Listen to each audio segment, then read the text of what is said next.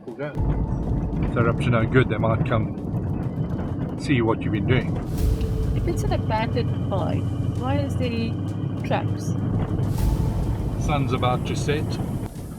There's tracks going there. Arriving at Cool. coordinates on the left. Vehicle tracks.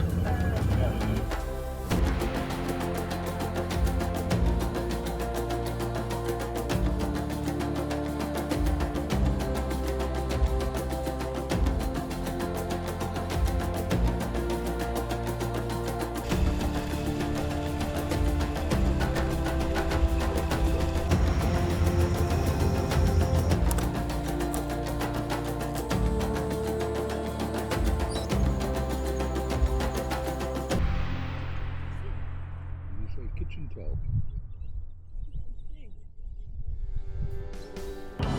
Got a long drive ahead of us today. We shall use power!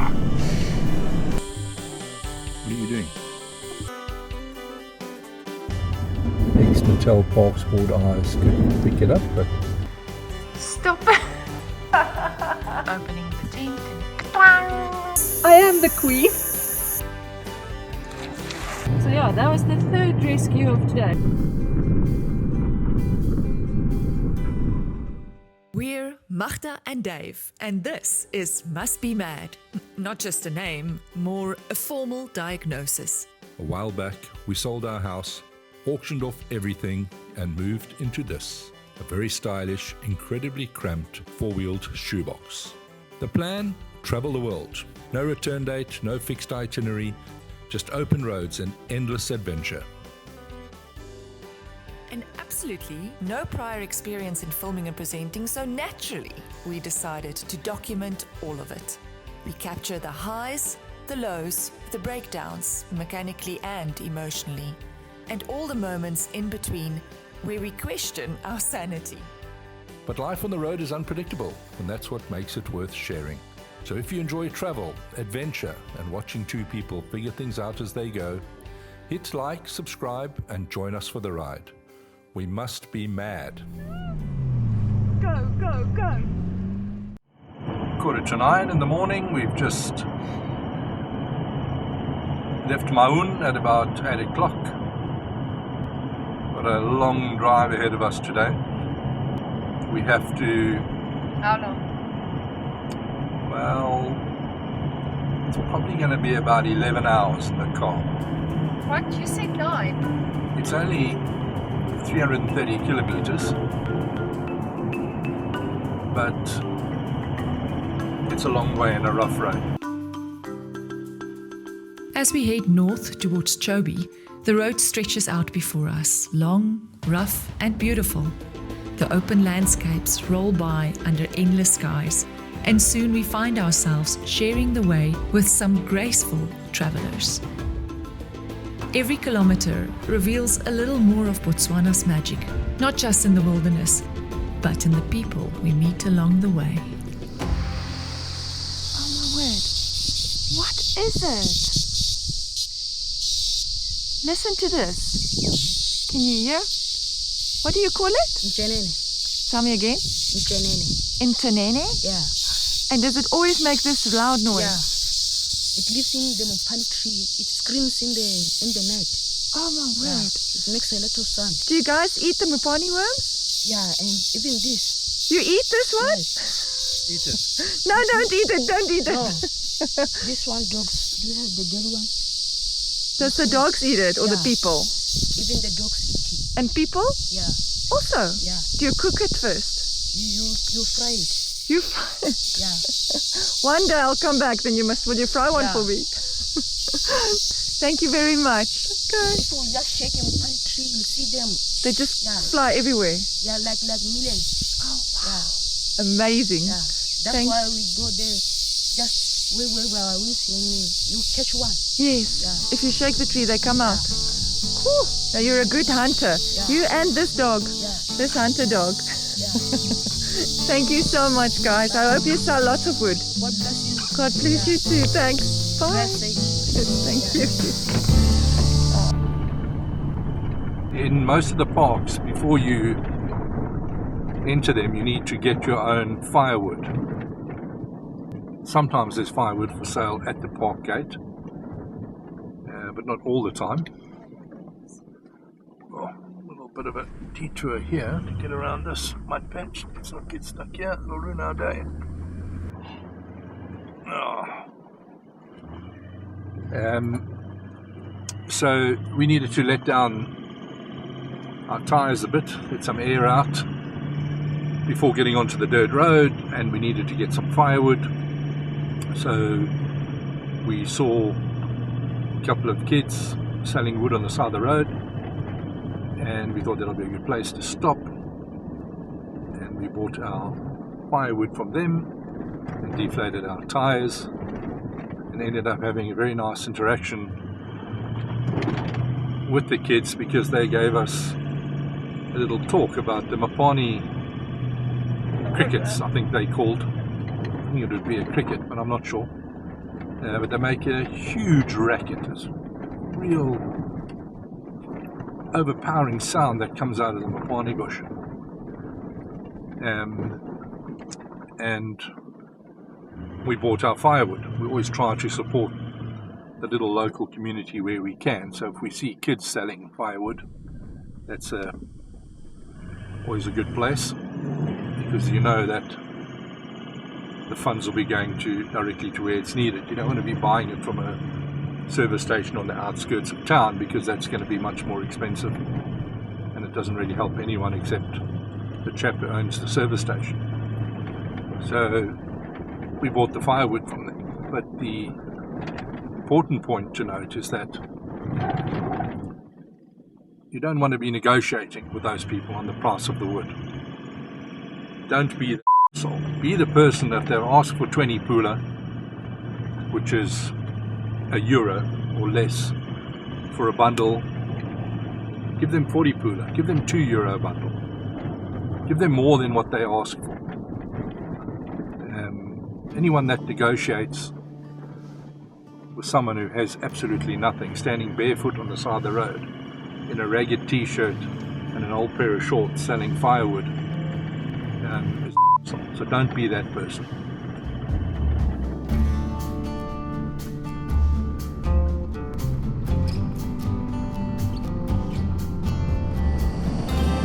Lonely road. We've been on it for half an hour. We don't see other cars, we don't see anything. It's got lots of these dips. If you suffer from motion sickness, this is not the road for you. With the sun slipping lower, we made our way through Chobe, watching the landscape shift as the light faded. Wild camping wasn't on the plan tonight, and we finally rolled into Nogatsaa just as the light gave way to night.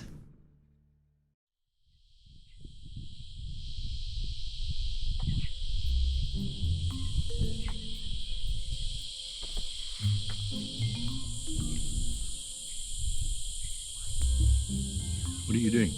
I'm trying to get a beautiful profile shot of you watching the trees, and then You don't. Are you recording now? Yes, and then you moved. When I was just had the shot, I said, don't move. You're going to do anything for this arrow.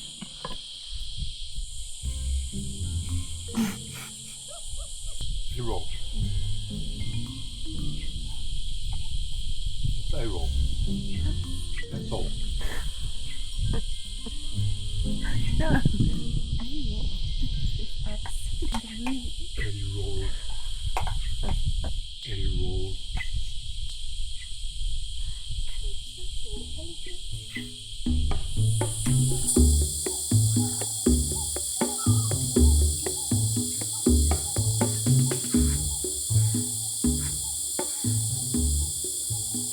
He's making his ears big, making himself look even bigger than he is. Don't really need to do that to take on a warthog.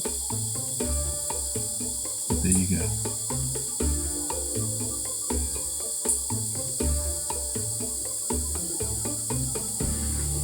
And one winner there. And he wants the fresh water straight out of the borehole pipe. Delicious and cool from underground.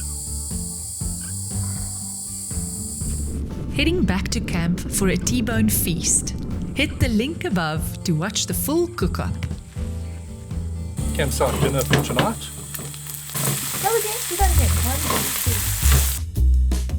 3. In this pan I've got a bit of savoury rice and some stir-fry veggies. I've zhuzhed them up a bit. The main dish for dinner is T-bone steaks. You can have a look at it here. It's busy resting. Getting up to room temperature. Take some of my coals.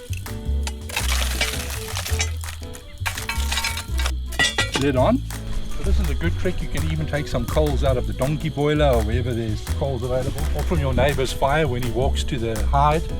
Take your pot, steal some coals from him. Beautiful Botswana beef.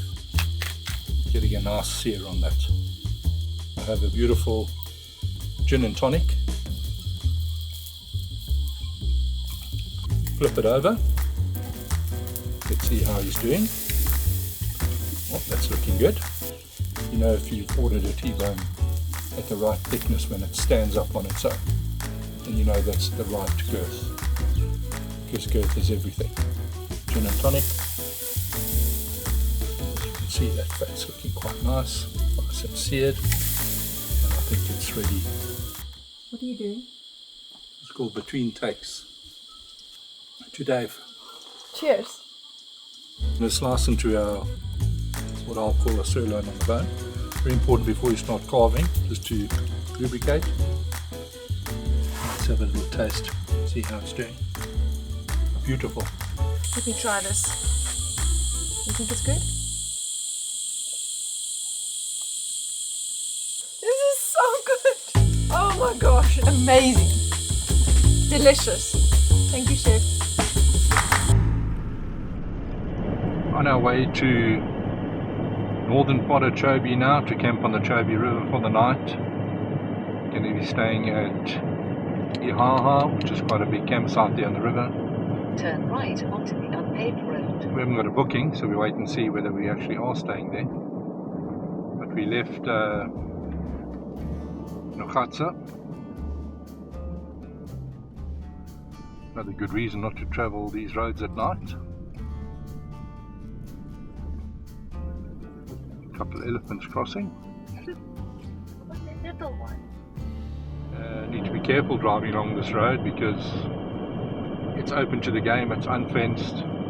Could be elephants, buffalo, herds of zebra, lion, and a lot of game crosses this road because they're heading to the Chobe River where there's water, because there's no other water around at the moment. So most definitely not a road to travel at night. Elephants don't reflect when they're in the tar road. They look like the tar, you can't see them at all. And if you break down, well, it could get difficult here. So only daylight driving. Leaving Nogatsaa, we make our way north towards the Chobe River in the northern part of the Chobe Game Reserve, where we'll be staying at the Ihaha Campsite. In the Chobe Reserve, we came in the Ngoma Gate, coming down the hill. In front of us is the Chobe River in the valley. On the other side, of course, is Namibia. The animals move freely here between the countries, and it's this confluence where they're planning to make a large transfrontier park that will have 5 countries: Angola, Namibia, Botswana, Zimbabwe and Zambia all share in that transfrontier park.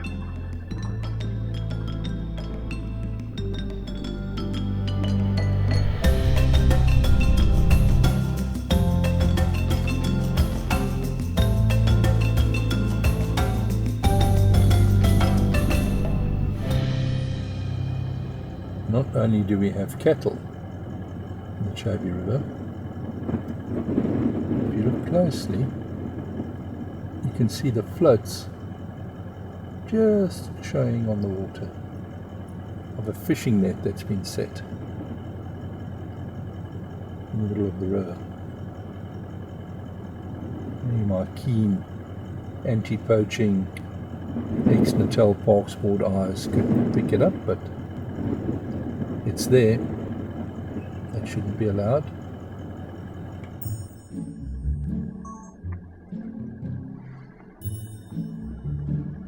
Can you do it for yourself?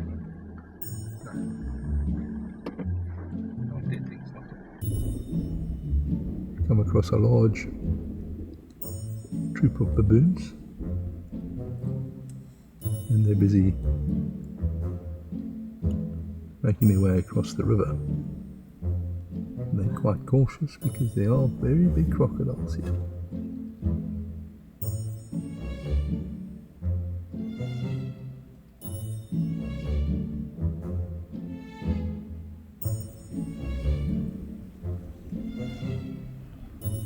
Hilarious, they don't let their tails get wet.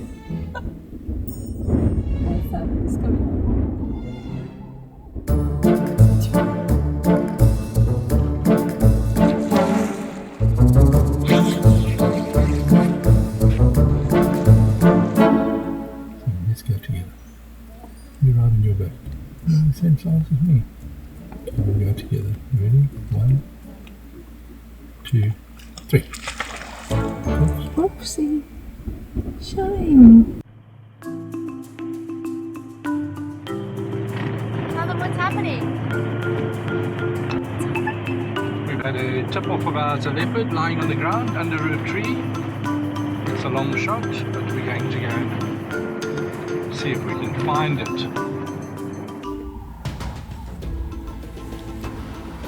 Leopards are a rare sighting, irrespective of which game reserve you're visiting. But today, the luck was on our side. And just around the corner on the way back, a pride of lions resting under the trees with their cubs. The magic of the bush was in full swing today. With a full heart and the sun sinking low over the horizon, we head back to our camp to end a perfect day in the bush. It's definitely because of campsites like this that we do what we do. We love overlanding, we love Africa, we love Botswana.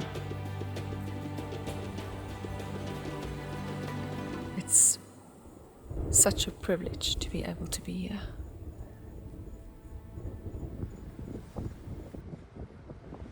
We have 2 national lunar fridges and the one has been struggling.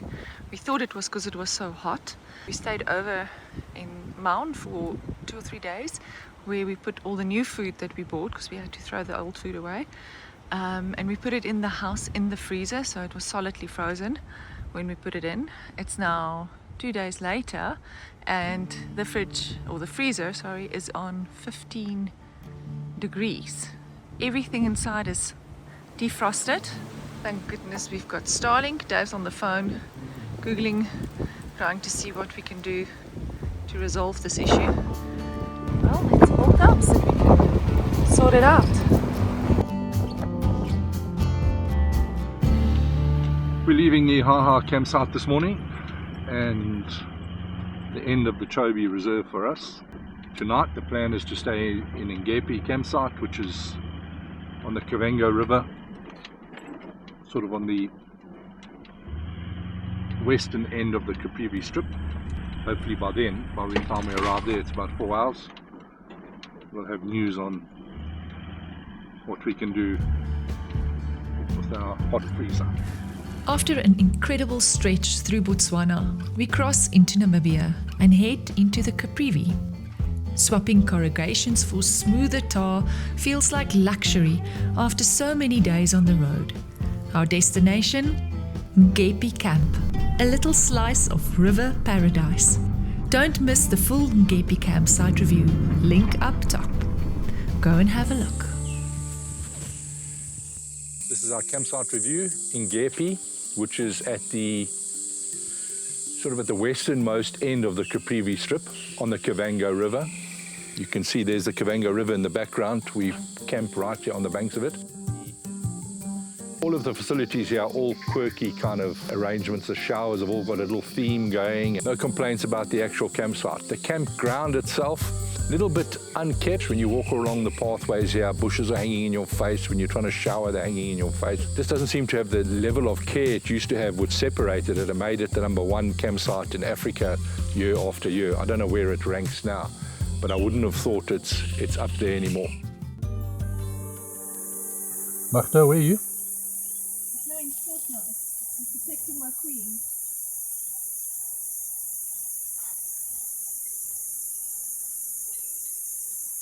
Alright, hang What's going on here? I am the queen.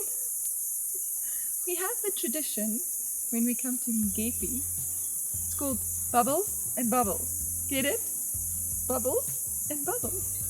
So, if you ever come to Ngepi, come and camp here and remember your bubbles and bubbles. Nice. It's got a view of the river. It is unbelievable, the Khaudum River, and it's just magnificent. Let me grab a glass. Come on, Dave, join me.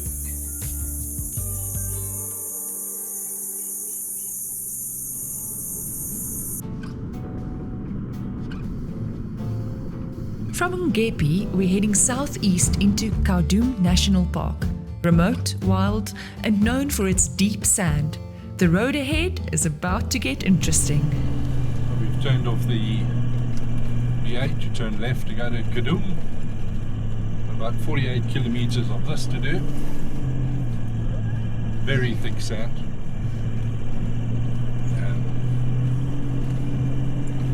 They say you should have at least 2 vehicles travel in convoy in case you get stuck. Well, we don't have a convoy, so we'll just do our best. And if we get stuck, this will be where we camp if we can't get ourselves out. They tell us in the instructions that you should allow at least 4 hours for this 50 kilometers. That's But- never a good sign. Yeah, but this will use power! Turns out, power isn't always the answer. Time for a quick how-to on tackling thick sand. Watch the full how-to video by clicking the link above. This is our how to drive in very thick sand and heavy sand. So I wanted to give you some tips. So the first thing you do is, if you're in a vehicle that has traction control or vehicle stability, you want to turn those things off.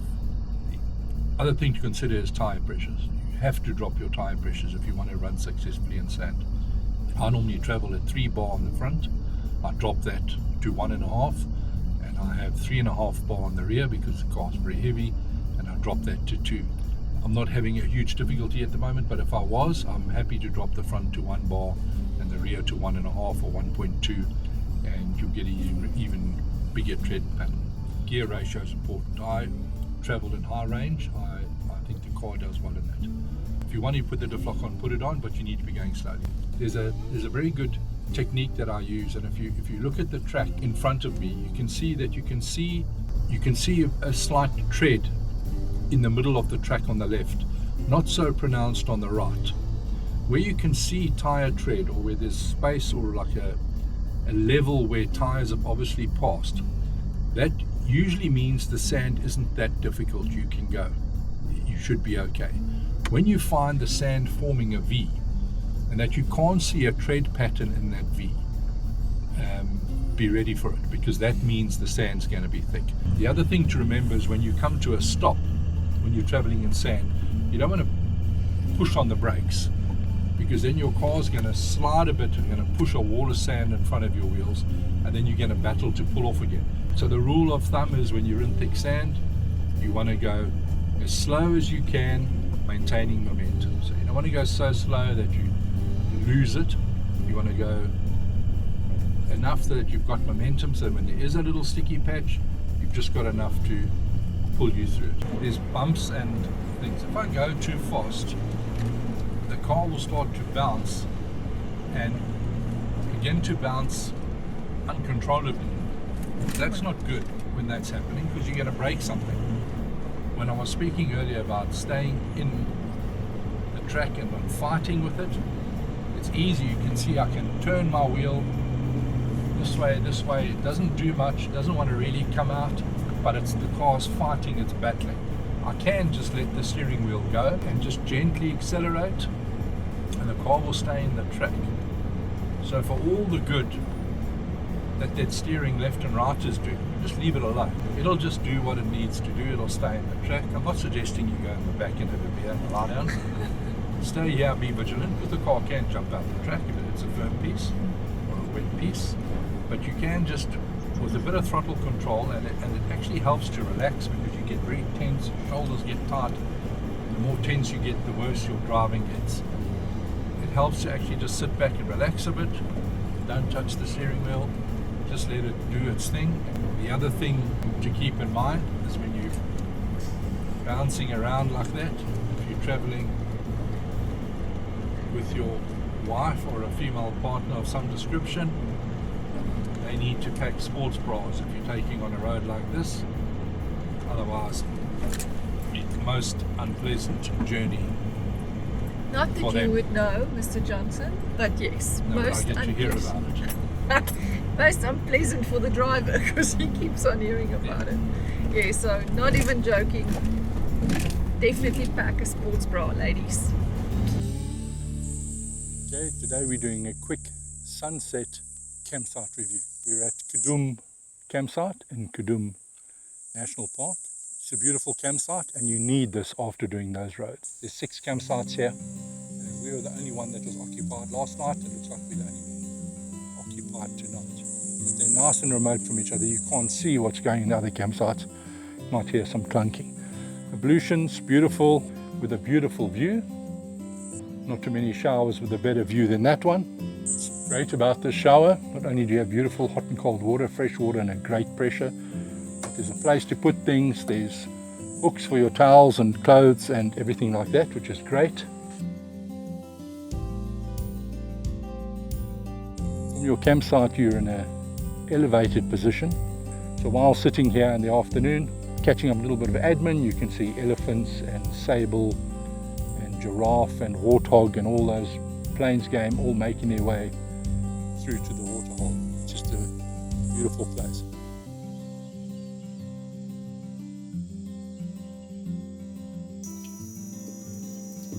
You can like just stand here like this. Where are we going? Early morning, just gone 6 o'clock. We packed up last night, so we didn't have much to do this morning. Now we're heading from Khaudum Campsite down to Sikereti Campsite, which is way in the south. We left nice and early, stopped somewhere on the way and have lunch and see what game we can spot. Heading south towards Sikereti, we came across something unexpected. A massive log left smouldering in the wild. Not exactly the morning coffee we had in mind. We stopped at the waterhole, and then as we were driving away, we saw this huge tree stump on fire. Someone camped here. You can see there's a little camping area, and we need to obviously do something, because you can't leave a burning log like this. It could set the whole bush alight. So we've decided to put it out. Just gonna park here right next to it, and then we use the water in our tank to put it out. It's really, really bad form. If you're gonna camp wild, while where there is campsites available, number one, that's not really nice.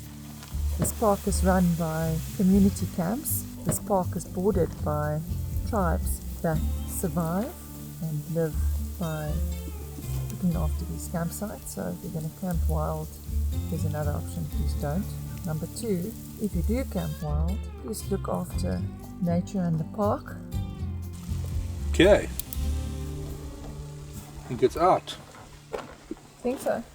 Yep. Why didn't you just leave it?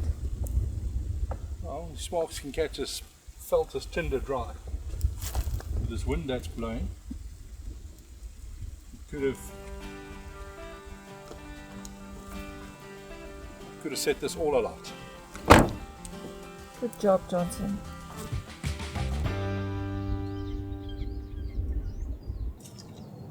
Yeah, it's 8:45. Been on the road for 3 hours. Stopping for a coffee and a little cereal before we continue with our bounce journey. Why are you boiling the water in a pot? Our kettle broke and we now have decided we won't kettle anymore. We'll just pot. Save space, save weight. It's as efficient.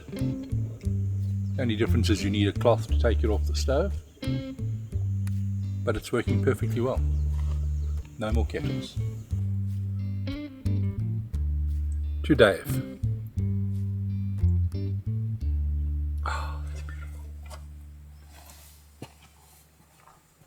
On the road to Sikereti, we weren't expecting much, but what we found was something special. Full campsite review linked above.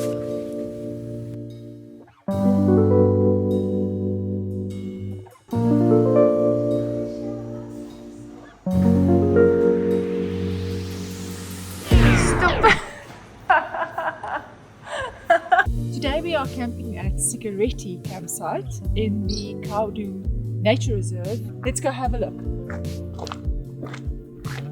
Beautiful, beautiful bed with origami towels in the form of swans. Everything you need. Place to hang your towels, place to put all your toiletries. It's just perfect. And what a surprise when we got to the campsite. There's 4 of these to put your ground tent on, which is wonderful. Here we have a shaded area where you can sit and have your meals, or even if it's raining, it's a bit of protection. You can put your cooker on here, make tea, whatever you need to do. Very convenient. Everything seems spotlessly clean, and there's no cobwebs, no spiders. It is fantastic. A short walk from the campsite is the biggest surprise. Come have a look. You can have breakfast, lunch, or dinner, or just a coffee. A beautiful crystal swimming pool. Veranda is where you can sit and relax and just enjoy life. The road south felt soft and settled, bellies full, spirits light. But just as the rhythm returned, the journey reminded us it's not done with us yet.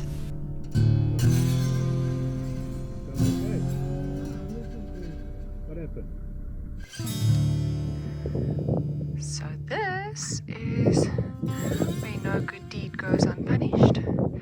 We stopped to try and help this truck. They needed a number 10 and a number 12 spanner, which we have in our tent. We started putting the tent up. We always make very sure that we unclip all 4 clips. Somebody, wasn't me, won't mention any names, didn't unclip the 2 clips on their side. We started opening the tent and so now the cable is broken inside the tent and the left back side won't lift up. But we managed to get the spanners out and hand it over to these guys. So let's hope that that'll help. Shame.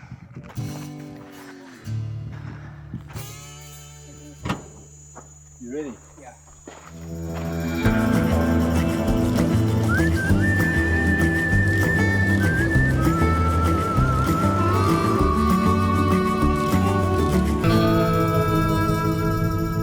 Late in the afternoon, we came across this truck broken down on the side of the road. They thought they had an airlock in their diesel, or they still think they do.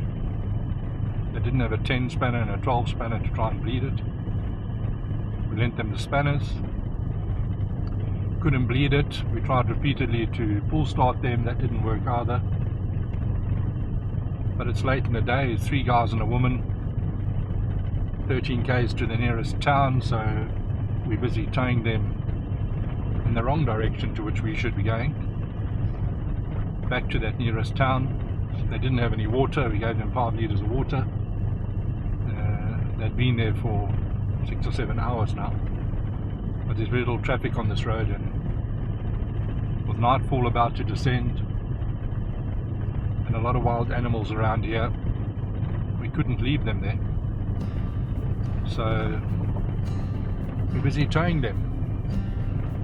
It's not a lot of fun, but it's what we would like someone to do for us, so there we are. Gonna be on YouTube. Just now, I saw you. Did you see us? I saw you where you started. You saw? What's the name of this car? Must be mad. You watching me just now? Yeah, your introduction. I had your introduction. We You crazy, started in eh? Namibia. Yeah. Going where? We were like, how can I sell my house? He's like, yeah, you can. Come on, if I'm having a plane, then I say, I don't have a plane. What plane? How can people sell the house? Decide to travel. Must be mad there. Yeah. With the rescue behind us and smiles all around, we hit the road, only to be stopped again. Another call for help, and no way we could drive by.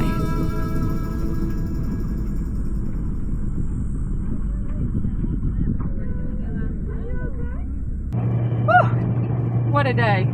We just had our third rescue of the day.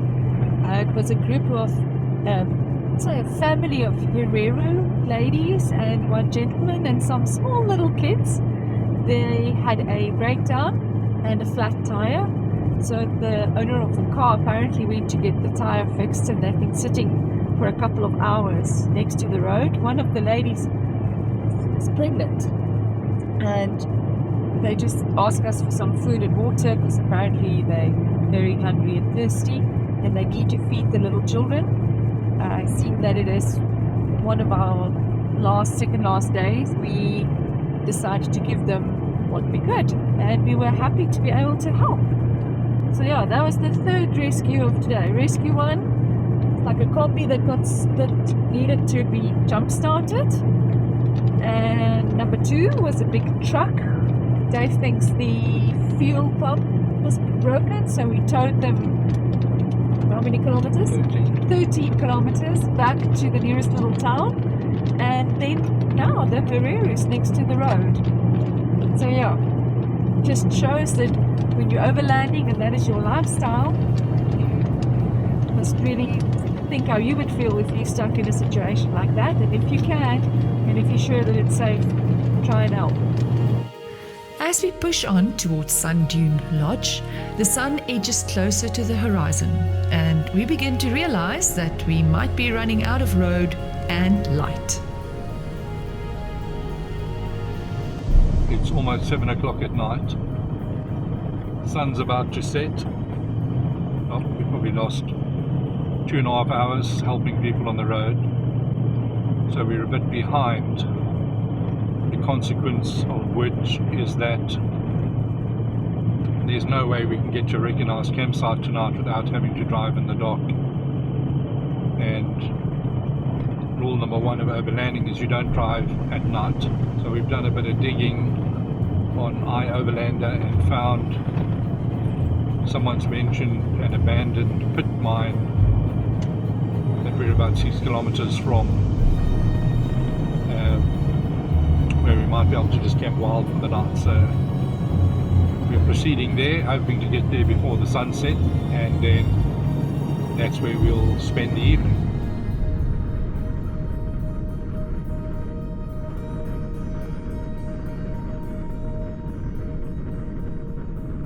What do you want to see? Starbucks. No, but stop it. Serious. Just a reasonable area where we can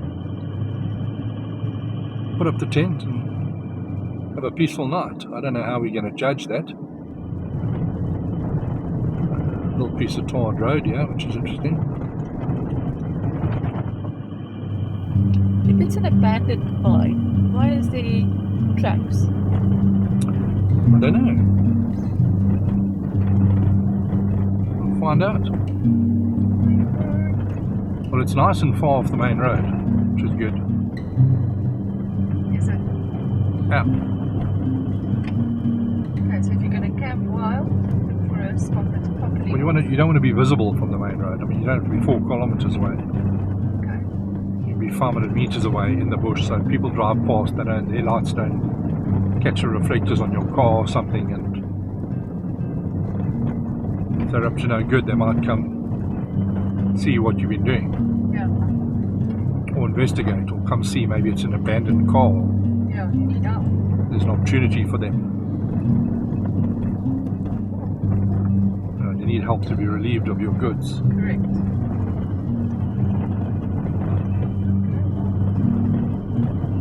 Let's hope that's not the case.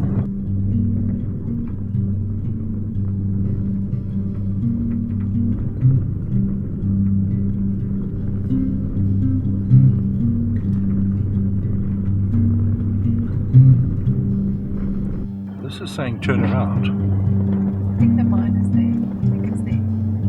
This looks a The bit... coordinates are saying turn around.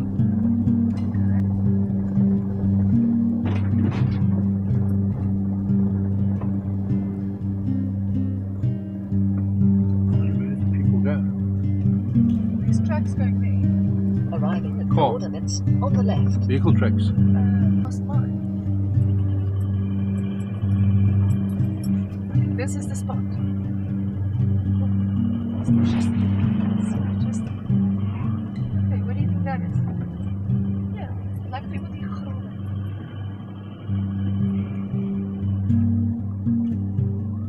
This is the spot. Okay. Let's have a look around.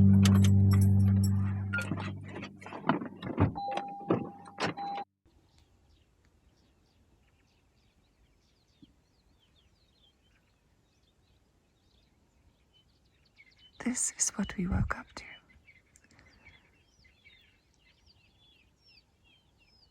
Dave, where are we? No idea. What do you mean? I think we're about 300 kilometers from Gobabas. Oh, we're in a beautiful campsite. Yeah, camping wild. No idea where we are. We turned off the road, drove a couple of, 4 or 5 k's? Yeah. Into the middle of nowhere, next to an abandoned open cast mine. Was it a bit scary? No. Was it a bit scary for me? Yes. Why? I have no idea if the locals are coming to kill you. It was a bit scary. Look at this. Isn't this beautiful?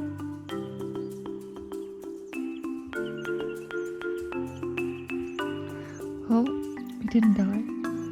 We had a good sleep. Time to hit the road. Time to hit the road.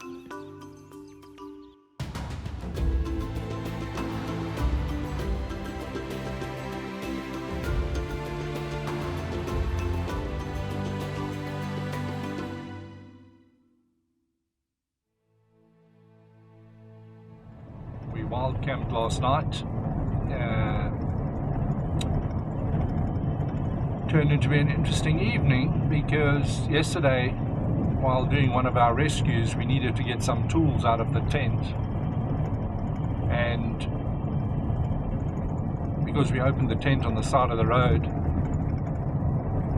for a number of reasons I got distracted and ended up pushing the button to open the tent when 2 of the clips were still on, and what that did, it snapped one of the hoisting ropes.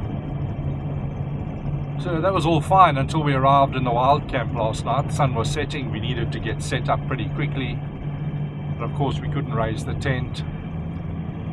I eventually had to lie in the tent with it partially raised and then lower it to try and use some shoelace material to try and join the two ends of the hoisting rope together.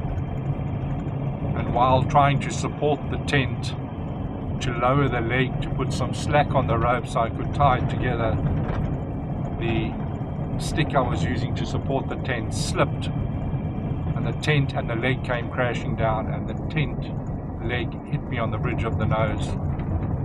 Quite a deep graze. Wait, I want to interrupt. I said, Dave, are you okay? And the answer you never want to hear when you ask that question is, no, I'm not okay. I picked my head in because I was halfway up helping to hold, and it was just blood everywhere. Well, facial wounds bleed a lot, and it was bleeding and bleeding, but I'm lying on my back trying to repair this thing, and the blood's running into my eyes and I can't see what I'm doing. So I'm trying to staunch the flow of blood, but I need both hands to tie knots, and I've got one leg almost stuck behind my ear trying to support the tent.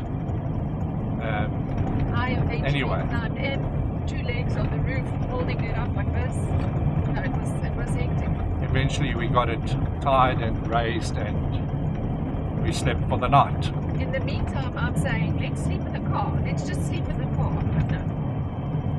Which is quite irritating to hear that when you're trying to repair something. I'm sorry.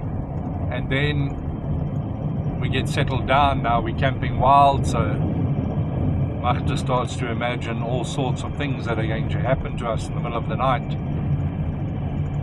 So we've heard about rooftop campers where the windows get broken while you're in your tent and they snatch bags and things out of your car. Obviously while you're in the top, there's nothing you can do. By the time you hear the window break, react, find the zip, get the tent open, they're long gone with the stuff. So we took all the camera equipment, laptops, all the valuables up into the tent. That took some time. And then Magda started hearing voices, people talking, cars, all sorts of things happening. None of that was happening. No, there was a Southern Crown hornbill, and they go, it sounds like a drum, like an African drum. Sure, it was drums. And so we're in the middle of Namibia, in the middle of nowhere. Magda's hearing a Zulu impi playing their drums, coming on the warpath to come and find us in the middle of absolutely nowhere for who knows what. And eventually Magda said, no, she's not going to sleep. She's going to stay awake all night. I said, fine, you do that. I'm going to go to sleep. When you feel like you're tired, you can wake me up. We're going to take turns to keep watch. Well, my intention was to... Oh gosh, very soft suddenly. When Magda woke me up, I would have waited until she was asleep and gone back to sleep. What? But I knew that wouldn't last. Magda's night vigil would be a temporary thing. So after about 6 minutes of Magda being on watch, I said, okay, well, if you say it's fine, then I'm going to sleep. And 20 seconds later, she was snoring and knew nothing until 5:45 this morning when the sun was coming up. We had a beautiful sunset there in the campsite. We had a leisurely start to the day because we only have 4 hours to go today. And we had a nice cup of coffee. That's the morning. We're on the road. All in good shape except for my nose and my gradually blackening eyes, which are going to be a bit of a problem, but He didn't have a nose job, is what he's trying to say. Okay. but I might just sneak one in now as soon as I have the words.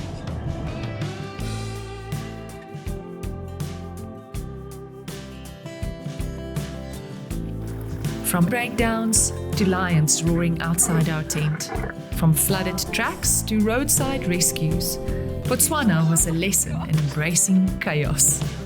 Life often unfolds in ways you never choose, and it tests you in ways you never expect. But meaning emerges in exactly those moments when you face uncertainty head on. We leave this journey grateful, knowing it's not comfort, but courage that defines the road we travel.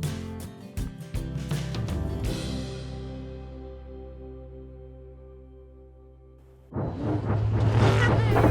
did it! Stay on the road. Okay.